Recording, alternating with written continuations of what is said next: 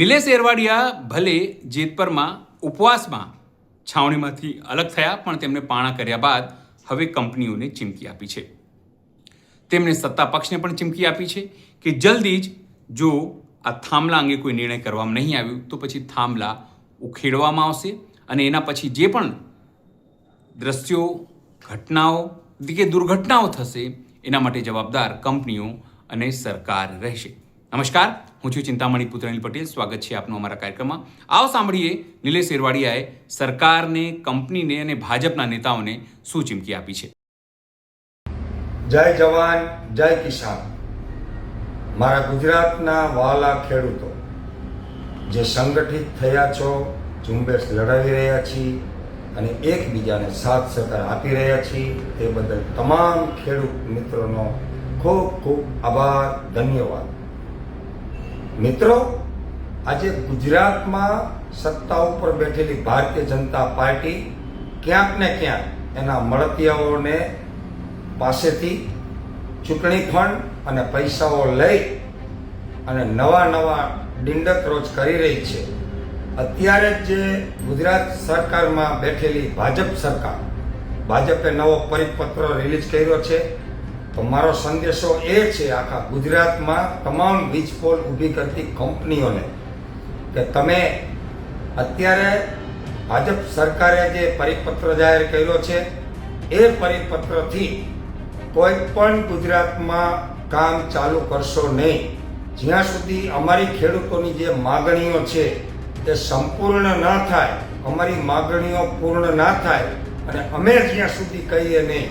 કારણ કે ખેતર અમારા બાપના છે, એ સરકારના બાપના નથી કે નથી ભાજપના બાપના કે નથી કંપનીના બાપના. ખેતર અમારા બાપના છે, એનું વળતર લેવાનું નક્કી અમે કરશું, સરકાર નહીં નક્કી કરે. અમને શું નુકસાની છે, અમને શું પીડા છે ખેડૂતોને, એ અમને ખબર છે. એટલે એ વળતરનો યોગ્ય નિર્ણય ખેડૂતો કરશે ગુજરાતના. એટલે ક્યાંય કોઈ થાંભલો ખોડવાનું મહેરબાની કરીને પરિપત્રના ભાગથી, પરિપત્રની હવા રાખી ક્યાંય કામ કરતા નહીં, નહીંતર જોવા જેવી થાય. આ પહેલી વાત. હવે બીજી વાત કે આ પરિપત્રના ભાગથી કોઈ કંપની ક્યાંય હવામાં ન આવી જાય, કોઈ અધિકારીઓ હવામાં ન ઉડવા માંડે અને સરકારી તંત્રને રિક્વેસ્ટ અને વોર્નિંગ બંને છે સાથે કે ક્યાંય સરકારની હવામાં આવી અને દોઢા પાચીના થવું નહીં, નહીતર હવે પ્રસાદી દેવાનો કાર્યક્રમ ચાલુ કરવામાં આવશે. ત્રીજી વાત, આવનારા સમયમાં આ પ્રાઇવેટ કંપનીઓ બધી બાપ દાદાની માલિકી સમજી અને ખેડૂતોને જે હેરાન કરે છે, આ જમીન આપણા બાપ દાદાની વિરાસત છે, વારસો છે, માલિકી છે અને એનામાં આપણા રોટલા છે, એટલે કે આપણા પેટના એમાંથી ખાડા ભરીએ છીએ. તો આપણા પેટ ઉપર જો પાટું મારવા માટે આ પ્રાઇવેટ કંપનીઓ તૈયાર થતી હોય, એની સાથે ભાજપ મળી અને પ્રોગ્રામ કરતી હોય, તો હવે આવનારા સમયમાં ગુજરાતના તમામ ખેડૂતો એક થઈને આ તમામ કંપનીઓની જે આવકના સાધનો છે, મોબાઈલની કંપનીઓ હોય, શેર હોલ્ડિંગના કોર્પોરેટ હાઉસ બિલ્ડિંગો હોય, ટાવર હોય, એના મોબાઈલની શોપો હોય, વગેરે વગેરે જે પ્રાઇવેટ કંપનીઓના આવકના સાધનો છે, જો એ આપણા પેટ ઉપર પાટું મારવા તૈયાર થઈ જતા હોય ભાજપ હારે મિલી ભગત કરીને, તો આવનારા સમયમાં વીજપોલ ઊભી કરતી તમામ કંપનીઓને ચેતવણી આપું છું અને ચેલેન્જ આપું છું અને વોર્નિંગ આપું છું કે ગુજરાતના ખેડૂતોની જ્યાં જરૂર પડશે એવી હું આગેવાનીએ લઈશ, સાથે રહીશ અને તમારી નસબંધી કરશું. જો ખેડૂતોને સરકાર બનાવતા આવડતી હોય ને, ભાજપને બેસાડતા આવડતું હોય ને, તો એની નસબંધી કરતા આવડે. અને પ્રાઇવેટ કંપનીઓને તમામના અમારા પેટ ઉપર પાટું મારશો તો તમારા રોટલા અભડાવશું. આ મગજમાં નાખી દેજો.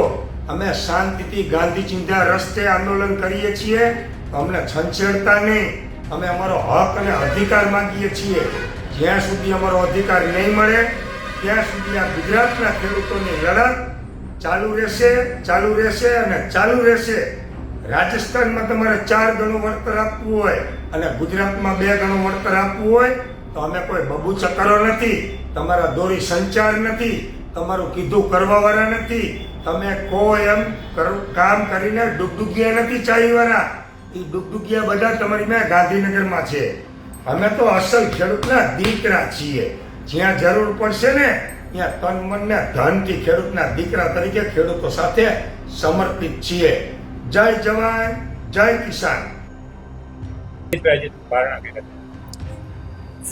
મોરબી જિલ્લાના આખા જિલ્લાના ખેડૂતો આવેલા છે, મારા બધા મિત્રો આવેલા છે, મારા સ્નેહીજનો આવેલા છે અને યુવાનો આવેલા છે. તમામ જ્ઞાતિ જાતિના મિત્રો અહીંયા આવેલા છે અને પારણા કરેલા છે, બધાની લાગણીને માન આપીને. કાલે કંઈક ખેડૂત સમિતિને પારણા કરવા ત્યારે કાલ રોજ સમિતિના જેતપર ખેડૂત સમિતિના સભ્યો બધા આવ્યા હતા પારણા કરાવવા હોસ્પિટલ.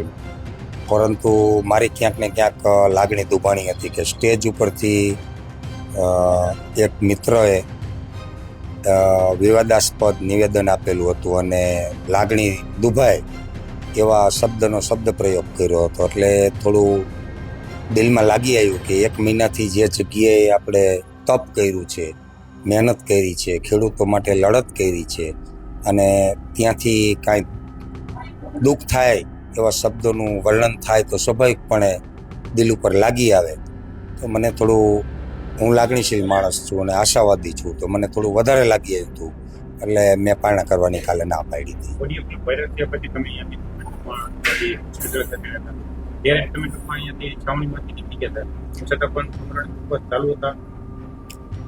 ઓડિયો ક્લિપ એ વાત વિવાદ જે થયા ત્યારબાદ મને ત્યાં વાતાવરણ સમિતિ તરફથી કે થોડું અનકમ્ફર્ટેબલ લાગતું હતું. એટલે મેં સ્વૈચ્છિક જ એવો નિર્ણય લઈ લીધો હતો કે હું અહીંથી આ સ્ટેજ છોડી દઉં અને જેથી કરીને ખેડૂત છાવણી જે છે એને ક્યાંય છાંટા ના ઉડે એવા હેતુથી મેં છાવણી સ્વૈચ્છિક રીતે જ છોડેલી હતી.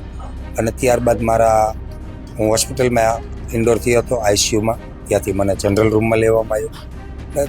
હમણાં ઉપવાસ મારા રેગ્યુલર ચાલુ હતા.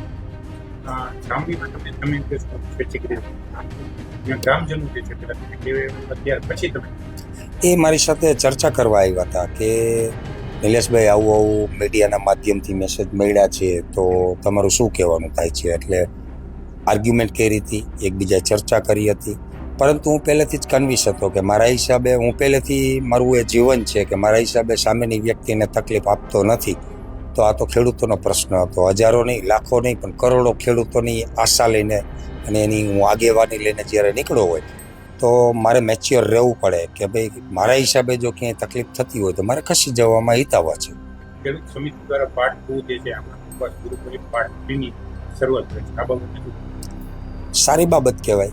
હું તો પહેલેથી ખેડૂતો માટે લડું છું. દિલ્હી ટીકરી બોર્ડરે પણ 4.5 મહિના રોકાયેલો છું. 2.5 વર્ષ દિલ્હીમાં પણ આંદોલન કરેલું છે.